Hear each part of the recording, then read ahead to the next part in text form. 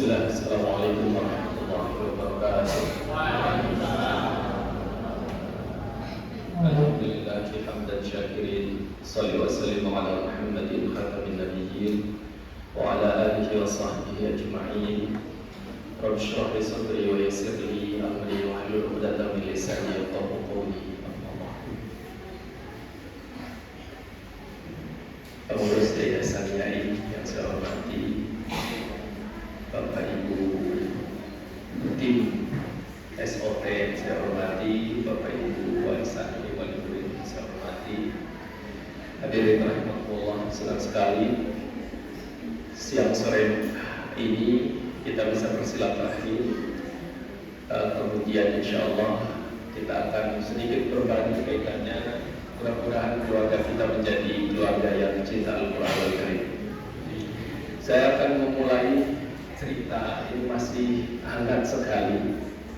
Saya bersama keluarga di keluarga saya di Parkiran. Sebetulnya hari ini ada agenda anak saya lagi tasbih 30 juz di pondoknya. Jadi setelah ini saya ke pondok anak saya. Anak saya yang ketiga ini nanya, "Di ngapain kita kakak lagi?" Saya jawab, kakak itu hari ini sedang diuji hafalan 30 juznya oleh para syekhah.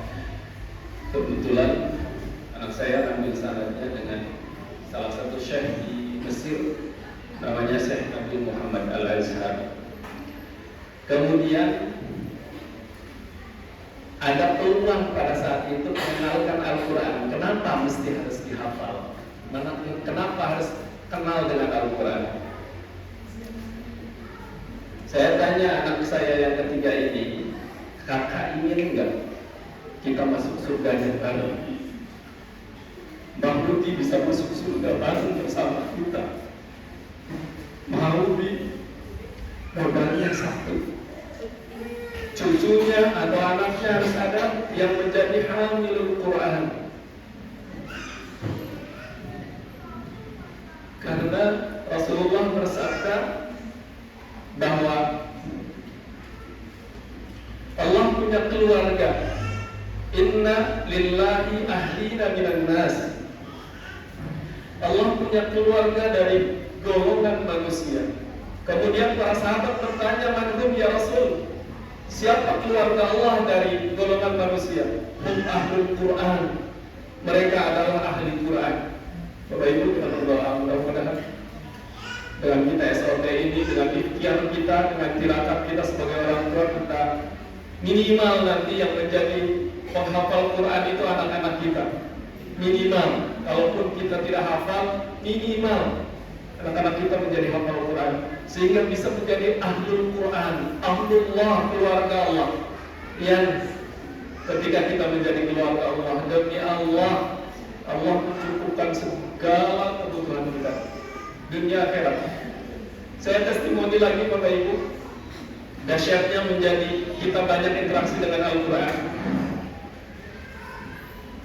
Kami baru 7 tahun ini diamanahi untuk mengelola Pondok Tahfidzul Quran Askar Tauni di Bandara. Mungkin ada yang sudah pernah ke sana. Pondok ini diselenggarakan dengan beasiswa penuh. Sekolahnya hari ini ada yang di salah satu sekolah IT Al-Ghifari, itu pun free. Makan sudah kita siapkan. Semua kebutuhan anak-anak siap.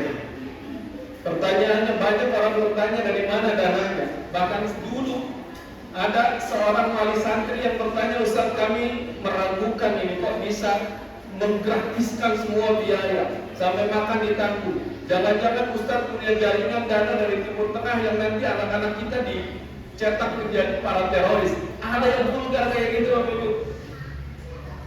Saya bilang, "Ibu kenal dengan ini, ibu kenal dengan ini, ya. Tanya saja dari mana operasional ini." Bapak Ibu, kebetulan ibu ini kenal dengan para donaturnya. Anak-anak makan, orang-orang inilah yang memberikan donasinya.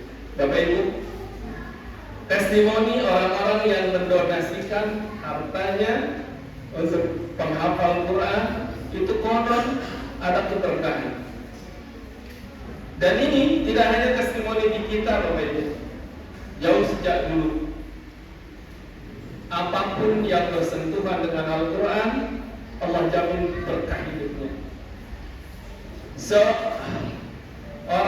Muhammad, manusia biasa awalnya, turun wahyu kepadanya Al-Quran.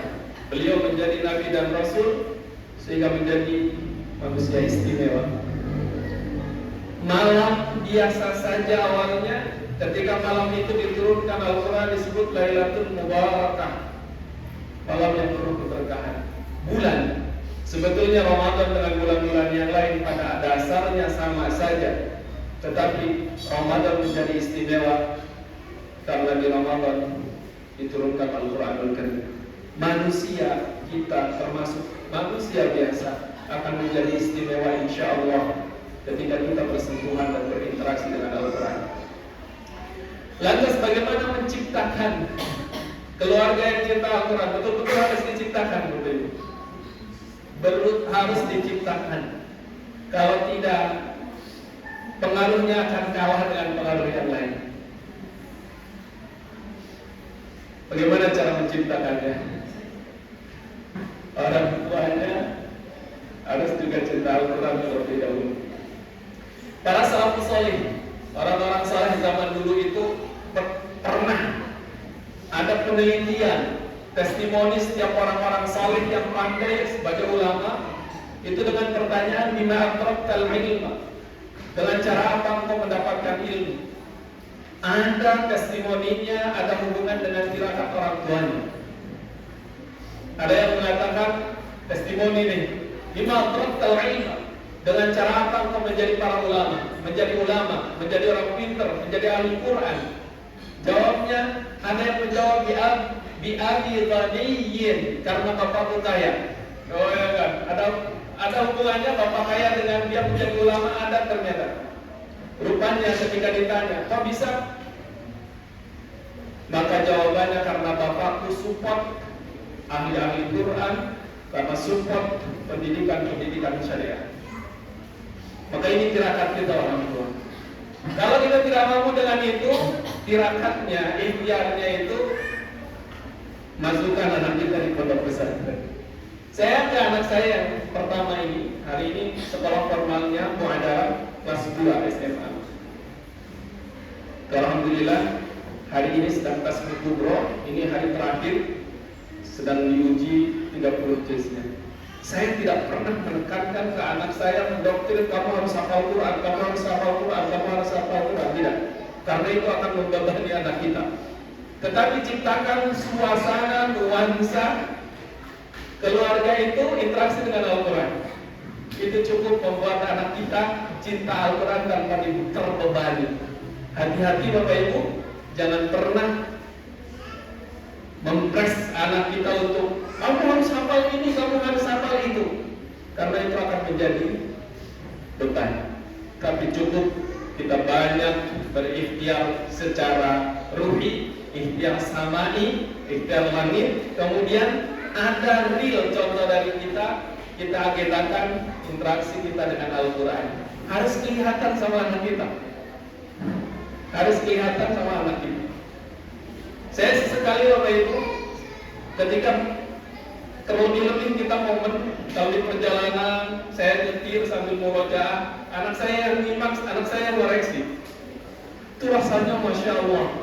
Yang momen yang saya sampai hari ini itu bangga. Satu momen emak saya, bapak saya, keponakan saya, ada keluarga saya, anak saya, kita murojaah bareng di mobil. Itu rasanya Masya Allah. Bareng murojaah itu rasanya Masya Allah, surga banget. Ini namanya menciptakan keluarga yang Quran. Dan itu ada keberkahan insya Allah. Saya melihat saya bangga, anaknya hafal Quran, cucunya hafal Quran, itu bangga. Karena insya Allah itu menjadi penyelamat kelak di akhirat. Bapak Ibu, jangan harap anak kita akan menjaga Al-Quran, cinta Al-Quran, manakala kita jauh dari Al-Quran. Testimoni berikutnya dah, berdasarkan pengalaman kita, kami mengelola pondok pesantren ini ada keajaiban-keajaiban luar biasa dari anak-anak penghafal Quran. Karena anak-anak santri itu hampir 24 jam berinteraksi dengan Al-Quran. Malam kadang-kadang kalau tidak di stop jam 10 harus tidur, itu ada yang tetap murojaah Al-Quran.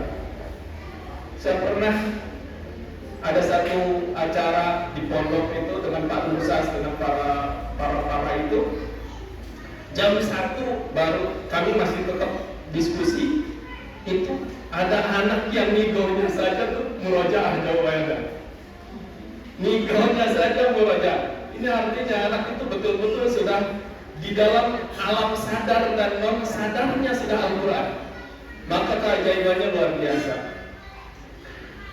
Tidak hanya keinginan dan kebutuhan yang sifatnya kebaikan, ada celetukan kejelekannya pun terjadi dan nyata itu. Itulah hebatnya Al-Quran. Saya sering testimoni ini disampaikan kepada siapapun. Di awal ada anak, karena anak-anak santri itu hampir rata-rata Jabodetabek. Setiap bulan itu ada penjemputan. Yang jauh itu 3 bulan sekali biasanya.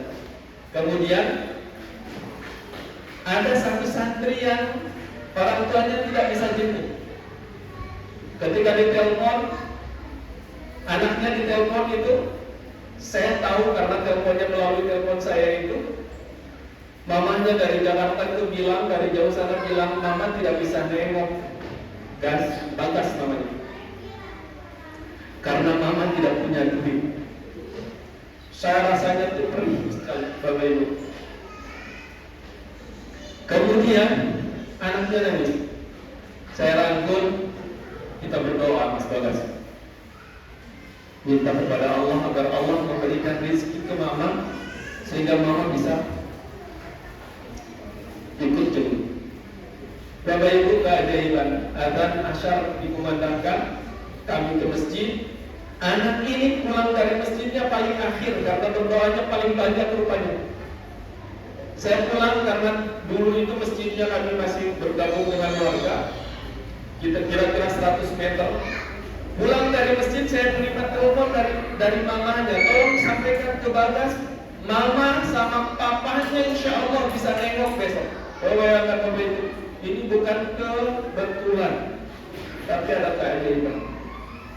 Tidak hanya itu, sampai hal yang sepele. Anak-anak pengen kerupuk saja, itu dengan waktu yang sama Allah kirimkan kerupuk. Makan siang, kemudian anak nyeletuk, enak nih Ustaz kalau kita makannya sama kerupuk. Di luar sudah ada ibu-ibu bawa 2 karung kerupuk nih, Ustaz ini untuk santri. Kemudian satu momen anak ingin kita itu boleh makan mie instan itu 1 bulan 1 kali. Kemudian di momen makan mie itu anak ini ada yang nyeletuk juga nih, enak nih kalau mie-nya pakai telur. Saya bilang kita tidak punya stok telur, makan mie nikmati aja apa adanya. Lagi-lagi saya keluar dari dapur ke depan, di depan sudah ada orang yang mengantarkan telur jawabannya. Yang luar biasa lagi, ini bahan. Ada anak-anak yang sudah puasanya Daud, Senin Kamis iya, tetapi banyak yang sudah Daud. Dan itu tanpa kita suruh. Karena nanti rumus menghafal Quran itu puasa, senam minimal Senin Kamis, ini rumusnya. Kemudian dia mulai. Jadi itu hanya disampaikan tanpa ada aturan harus puasa, harus sudah mulai, ini sudah jalan.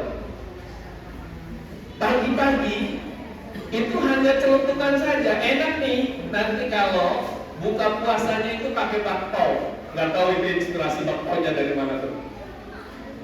Tidak lama kemudian ada orang yang terbakpao. Dan ini tuh tidak hanya 1 kali. Ucapan-ucapan Ahlul Quran itu betul-betul menjadi kenyataan. Hal yang negatif sekalipun. Ada anak yang ketika ahad itu kita Membiasakan anak untuk bersih-bersih lingkungan, termasuk acara-acara masyarakat. Ketika pembagian tugas, itu ada anak yang menyeletuk nih, saya tugasnya hari ini tidur seharian di kamar, sambil ketawa sebetulnya. Bapak Ibu, itu terbukti dengan ketika mau kerja bakti, dia ke dapur ngasah pisau, 3 jarinya kena pisau, harus dijahit di puskesmas. Nyata dia seharian tidur. Sampai hari ini anak-anak itu menjadi hati-hati bahwa tempat yang hampir 24 jam tidak dibacakan Al-Quran itu penuh dengan keajaiban, keistimewaan insyaallah. Bahkan Bapak Ibu rahimahullah, Rasulullah SAW bersabda, termasuk rumah kita kalau ingin penuh dengan berkah, ingin ada cahaya kehidupan rumah tangganya, maka kata Rasulullah itu bacakan Al-Quran. Sabdanya, nawwiru buyutakum bis-sholati wa qiraatil Quran. Terangilah rumah kalian, terangilah rumah tangga kalian dengan 2 hal. 1, rumah kita dijadikan tempat sholat, tetapi sholat sunnah. Dalam hadis Rasulullah yang lain, bahwa sholat itu sebetulnya kullu sholat fil bait. Semua sholat itu dilakukan di rumah, illa al-maktubah, kecuali sholat fardu, terutama bagi kaum laki-laki. Sholat fardu itu di masjid. Maka insya Allah Bapak Ibu, sholat yang kita, rumah yang kita sholat di dalamnya, atau rumah yang biasa pakai sholat, itu akan penuh dengan cahaya yang berkah. Makanya nanti di rumah kita itu jangan pernah sholat kita itu hanya 1 titik. Dimanapun tuh jadi tempat sholat. Makanya rumah kita itu harus bersih, jangan berantakan. Artinya nanti di depan, di teras, di dapur itu harus bersih dan bisa jadi tempat sholat kita, sholat sunnah. Di dapur itu sholat duha di dapur kan, sholat tahajud nanti di mana, sholat apa di mana gitu. Kemudian yang kedua, qiraatul Quran, membaca Al-Quranul Karim, membuat rumah kita, rumah tangga kita penuh keberkahan, penuh cahaya keberkahan insyaallah. Rumah yang tidak pernah dibacakan Al-Quran, maka kuburan, kata Rasulullah, menjadi kuburan. La taj'alu buyutakum kuburan. Jangan jadikan rumah kalian kuburan. Nah, rupanya ketika ada pertanyaan, kok bisa rumah yang jadi kuburan itu rumah yang seperti apa? La tuqra'u fihi suratul Baqarah. Satu hadis yang tidak pernah dibacakan surah Al-Baqarah. Makanya minimal Bapak Ibu dawamkan rumah kita itu, di rumah itu baca surah Al-Baqarah. Kalau tidak bisa 1 surat, maka minimal di awal ayat sama akhir ayat. Karena ini akan ini menjadi ayat ruqyah. Rumah kita insya Allah terbebas dari gangguan-gangguan makhluk Allah yang jahat. Bapak Ibu, termasuk kelompok kami merasakan karena hampir 24 jam dibacakan Al-Quran, itu ada cahaya, ada keberkahan, ada ketenangan. Banyak testimoni. Terakhir itu ada seorang pejabat penting di BI Bank Indonesia dari Jakarta itu silaturahim ke kami ke pondok, itu menikmati itu. Bahkan dengan senangnya dia pulang ke rumah langsung telepon, kami kirim, Ustaz, kami kirim nih mesin produksi air minum. Itu saking senangnya. Pernah ada orang bertato, preman ceritanya, dia ingin sedekah Al-Quran 5 biji, telepon, Ustaz, saya mau sedekah Al-Quran. Alhamdulillah. Kapan mau ke pondok?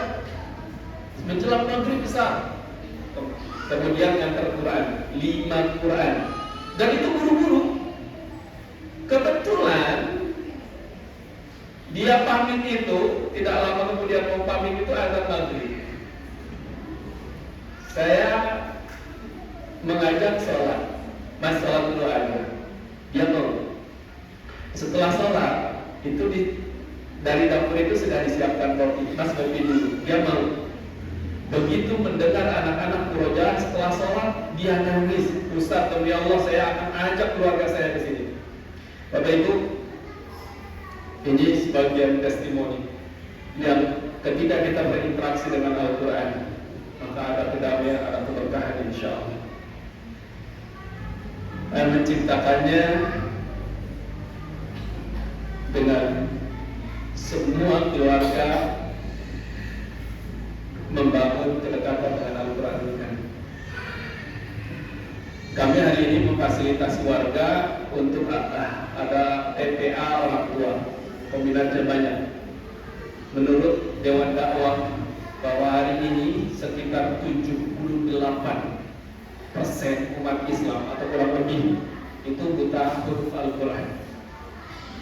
Gak tahu surveinya di mana itu. Artinya mayoritas umat Islam itu buta huruf Al-Quran. Dan testimoninya benar ketika kami punya jamaah majelis Al-Kahfi, punya majelis hataman Al-Quran. Dari setiap 100 orang yang bacaannya itu fasih lancar itu minim sekali. Karenanya ini semangat bagi kita untuk belajar Al-Quran, semangat menuntaskan buta huruf Al-Quran dengan menyekolahkan anak-anak kita di lembaga-lembaga Islam ini. Sebagai informasi terakhir sebelum dialog nanti, kalau ada yang minat boleh promosi ya untuk nyantren di Askara tahun ini, dipersilahkan. Ada beberapa anak Ibnu Mas'ud yang di sana. Ada 1, 2, 3 lulusan Ibnu Mas'ud, SD Ibnu Mas'ud di kami. Kami insya Allah mengikhtiarkan beasiswanya sampai ke perguruan tinggi. Hari ini alhamdulillah santri kita yang sudah daftar di kuliah di Timur Tengah itu 6 anak.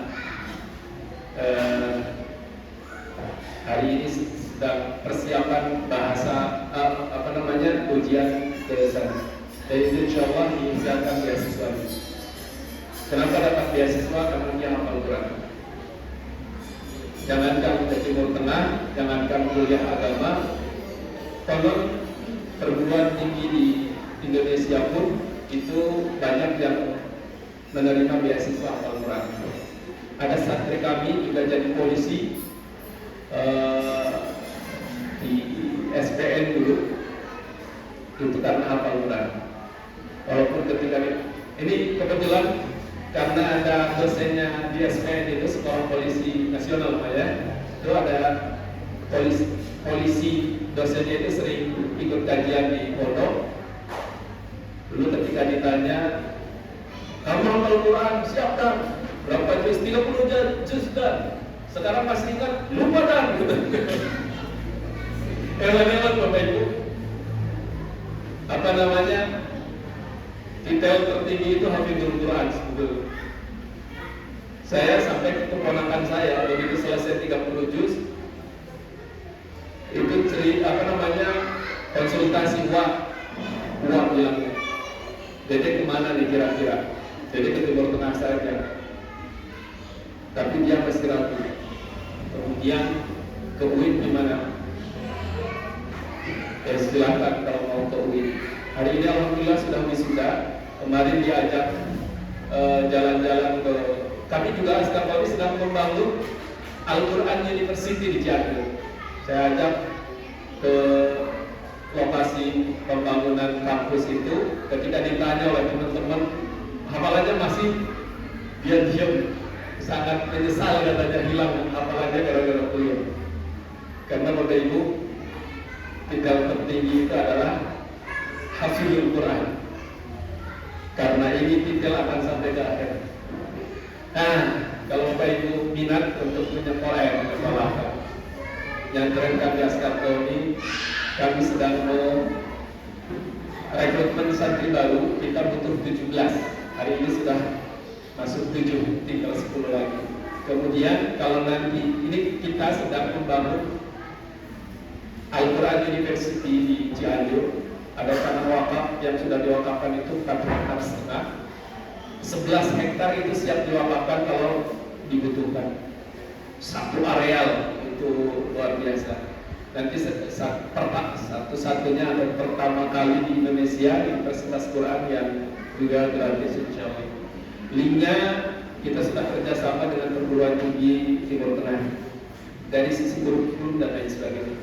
Bapak Ibu rahimakumullah, testimoni ini mudah-mudahan menginspirasi saya dan kita sekalian untuk terus menjaga keluarga kita sehingga menjadi keluarga Quran. Keluarga yang Qurani, akhlaknya Qurani, insya Allah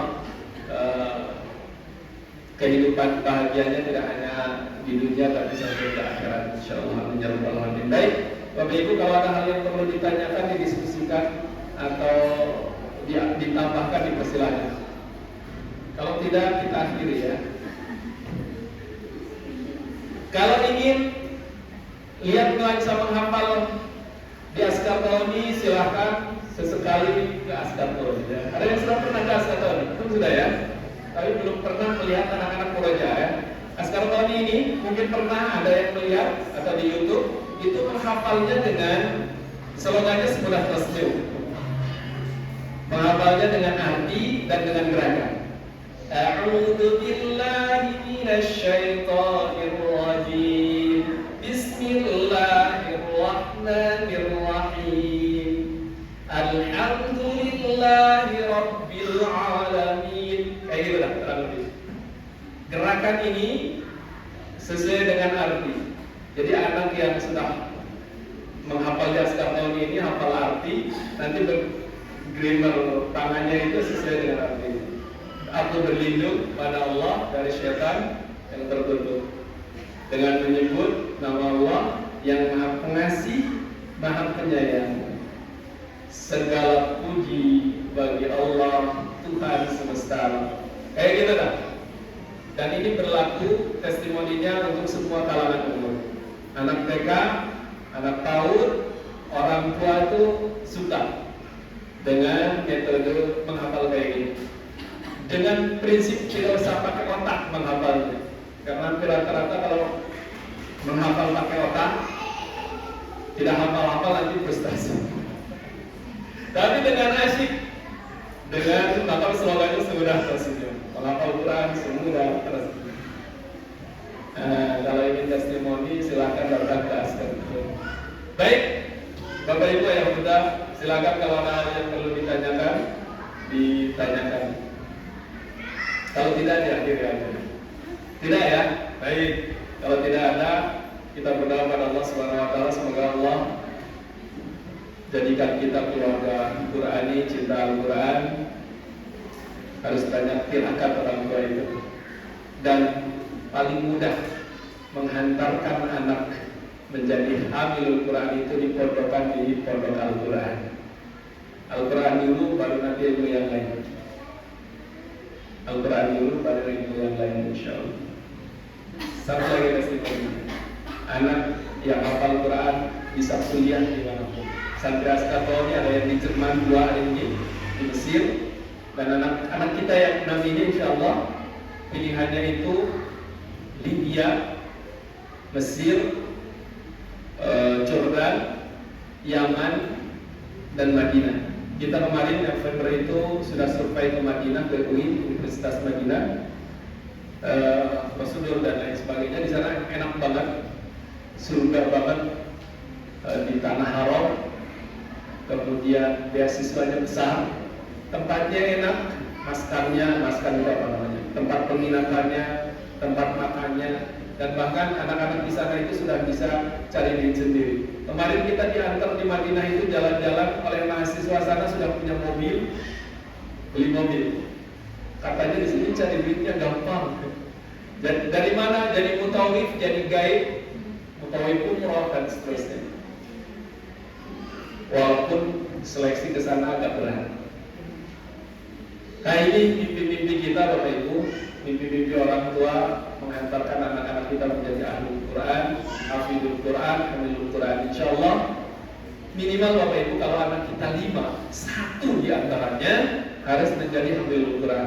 Dia yang akan membawa kita semua ke surga Allah Subhanahu wa taala. Bahkan dalam hadis Rasulullah, kelak orang tuanya setidak baik apapun, asal dia menjadi orang beriman, maka yang menyelamatkan anaknya yang hafal Quran menjadi ahli Quran. Mudah-mudahan anak kita menjadi ahli Quran, menjadi ulama. Kalau kita sudah agak sedikit awal-awal menghafal Quran, walaupun hamil Quran itu tidak mesti hafal secara teks, tetapi kita mengamalkan nilai-nilai Al-Quran dalam kehidupan kita sehari-hari. Hari ini insya Allah kita sudah banyak mengamalkan Quran. Kata Al-Quran, aqimus shalah, dirikan sholat. Maka ketika kita sholat, itu artinya kita sedang mengamalkan Al-Quran Bapak Ibu. Dan itu harus ada koneksi bahwa ketika kita sholat itu dalam rangka mengamalkan Al-Quran dan mengamalkan perintah Allah. Kita sedekah itu sudah mengamalkan Al-Quran. Kita pola hidup bersih itu sedang mengamalkan Al-Quran. Innallaha yuhibbut tawwabin wa yuhibbul mutatahhirin. Yang ayat ini sering saya ulang-ulang di kalangan anak santri untuk memotivasi ketika anak-anak itu tugas bersih-bersih, bahwa jangan lupa bahwa kalian bersih-bersih, kita bersih-bersih itu dalam rangka mengamalkan ayat Al-Quran. Allah jatuh cinta kepada manusia yang pola hidupnya bersih, bersih lahir, bersih batin. Ada banyak kita nilai-nilai Al-Quran sudah teraplikasikan dalam kehidupan kita. Kemudian apa yang belum, itulah yang harus dipetani. Apa yang belum diamalkan dari Al-Quran, maka itu yang harus disinaui, difahami, kemudian belajar diamalkan. Itu termasuk disebut hamilul Quran. Walaupun tidak hafal secara teks, tetapi kandungannya sudah diamalkan, diaplikasikan dalam kehidupan sehari-hari. Syukur-syukur kalau hafal. Kalau hafal itu lebih istimewa. Maka Bapak Ibu, cukupin, tidak ada tanya jawab. Tidak. Oh, Ji, monggo.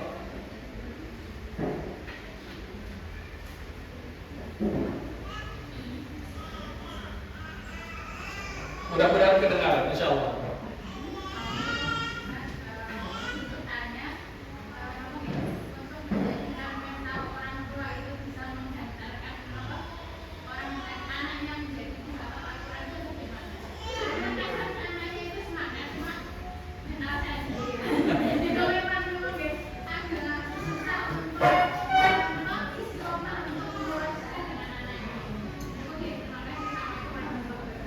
Waalaikumsalam warahmatullahi wabarakatuh. Sangat manusiawi. Kami pernah belum lama ini kumpul dengan teman-teman, kita bahas satu kajian kitab sebetulnya bahwa manusia ini yaqbalu athirah al-ghaib, sangat mudah terpengaruhi oleh pengaruh luar. Sehingga bagaimana agar kita punya mana'ah itu imunitas tidak tergoyak tidak tergoyahkan dengan godaan-godaan luar, pengaruh-pengaruh luar. Itu tugas kita adalah bina'u bi'ah, menciptakan sebuah komunitas yang sama frekuensinya. Saya kira kalau kita hari ini itu tidak istiqomah, itu pasti terpengaruh dengan yang lain karena terpengaruh. Tapi kalau lingkungannya itu semuanya interaksi dengan Al-Quran yang penuh, itu insya Allah tidak akan pengaruh dengan yang lain. Saling menyemangati. Sehingga pentingnya kita ada komunitas. Sampai kami berhayal, teman-teman yang belum nikahlah. Tapi nanti setelah nikah, kita ingin membebaskan tanah di sekitar pondok. Teman-teman itu tinggalnya di pondok ini, di sekitar pondok. Kita ciptakan komunitas yang baik, karena manusia itu kayak gitu. Sangat manusiawi kalau sering labil, semangat fluktuatif itu sangat manusiawi. Tapi Ibu rahmatullah, sehingga kalau kondisi kita semangatnya naik turun, maka satu, hantarkan anak kita itu ke pondok pesantren, karena di sana itu tidak ada fluktuasi, karena ada aturan, ada jadwal, harus murojaah kapan, dari jam berapa sampai jam berapa, insya Allah akan stabil anak kita. Sekolah kan, di sekolah tahfidz Quran insya Allah. Karena memang di rumah, termasuk ada yang nanya orang-orang tuh, kenapa mas, kan jenengan dipondok tahfidz Quran, tapi kenapa anaknya itu dipondokkan tahfidz Quran yang lain? Beda Bapak Ibu. Kita ke anak itu dengan kita ke anak orang lain beda kematiannya. Karena anak orang lain itu amanah bagi kita, padahal anak kita lebih amanah, tapi beda ininya. Maka sunatullahnya kayak gitu, tidak ada tukang cukur yang cukur sendiri. Dicukurkan orang lain. Gitu. Ini juga menjadi peluang amal saleh bagi yang lain. Jadi tidak boleh dipek sendiri, anak dididik sendiri, dia bagi-bagi dah. Kita didik orang lain, join. Dan itu sangat manusiawi, termasuk saya juga. Kadang-kadang ketika ada urusan lain, anak saya harusnya disimak, nggak disimak. Itu buat tuntun anak. Ini jane, aku kok disuruh menghafal Quran, tapi ketika kita mau merojaah, kata anak-anak kok nggak mau menerima gitu. Ini problem. Sehingga hari ini satu-satunya, barangkali salah satunya untuk aman menghantarkan anak menjadi ahlul Quran itu di pondok pesantren Al-Quran, insyaallah. Insyaallah di sana tidak akan begitu terpengaruh dengan dunia yang lain yang satu frekuensi menghafal Quran. Kata Ibu, anda beli Ibu? Sahabat dia, kata beliau mudah-mudahan bermanfaat pun. Saya mohon maaf, saya hari perjalanan ke Kebumen karena ditelepon pihak pesantren agar menyimak tasbih kubro anaknya. Nanti ada ritual apa, katanya simulasi memberikan mahkota ke itu gambaran di akhirat lah, insyaallah. Saya setuju kalau punten. Assalamualaikum warahmatullahi wabarakatuh. Saya langsung pamit ya. Jangan kalau dulu. Jazakallahu khairan kepada Ustaz Abdul Rahim yang sudah memberikan materi bagaimana membangun program cinta Quran pada siang ini.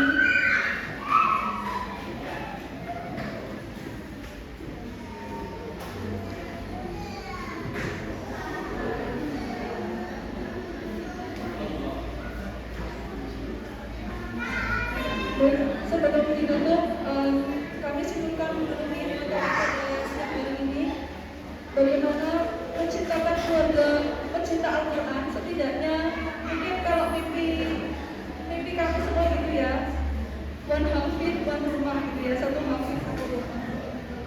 Yang dimana menghafal Al-Quran itu tidak hanya hafal secara lisan, tetapi bisa masuk ke ruh akhlak anak-anak kita. Tadi ya, dimulai dari diri sendiri, kita sebagai orang tua ya, bisa memberikan teladan kecintaan kita kepada Al-Quran, mungkin dengan pertama membacanya, kemudian yang kedua memperbanyak tirakat di amalan talqin ya, berdoa kepada Allah Subhanahu wa taala. Karena apa, Masya Allah banget, Al-Quran banyak sekali keberkahan kayak gitu ya, karena Al-Quran adalah kalamullah ya, perkataan langsung dari Allah yang diturunkan sebagai mukjizat kepada Nabi Muhammad. Dan Masya Allah ya, mukjizat itu diwariskan kepada kita sebagai umatnya. Insya Allah kita di rumah sudah memiliki Al-Quran semua guys. Berarti kita, itu artinya kita sudah memiliki mukjizat yang Allah turunkan kepada Nabi Muhammad SAW.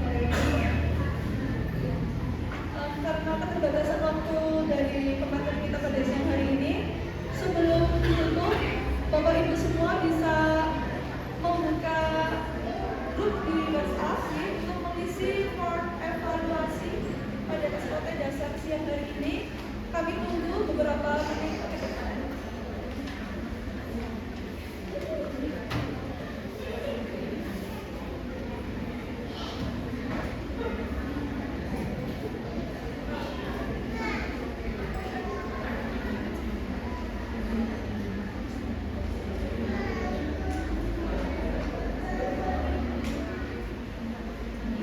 Mohon maaf Bapak Ibu, sambil mengisi form evaluasi kami sampaikan untuk penugasan atau syiar dasar, syiar SKT dasar, yaitu membuat program membuat program Quran untuk keluarga baik jangka pendek maupun jangka panjang. Kemudian untuk penugasannya tersebut bisa dikumpulkan ke pendamping SOT masing-masing unit. Yang pertama untuk SD bisa dikumpulkan ke Bu Retno atau wali kelas juga boleh nih. Yang SD ke Bu Retno atau wali kelas. Kemudian untuk yang MI bisa ke Bu Iwi atau wali kelas. PK Insan Mulia bisa ke Bu Darsi. Kemudian TKIT Ibu Mas'ud sampai dikumpulkan ke Bu Hesti, dan SMPIT sampai dikumpulkan ke Bu Nurun atau wali kelas masing-masing. Kami ulangi sekali lagi, untuk syiar penugasan SOT dasar yaitu membuat program Quran untuk jangka pendek dan jangka panjang. Untuk syiar tersebut, SD bisa dikumpulkan ke Bu Retno atau wali kelas masing-masing. MI bisa dikumpulkan ke Bu Indri atau wali kelas masing-masing. TKIT Insan Mulia bisa dikumpulkan ke Bu Darsi. TKIT Ibu Mas'ud bisa dikumpulkan ke Bu Hesti, dan SMPIT bisa dikumpulkan ke Bu Nurun atau wali kelas masing-masing.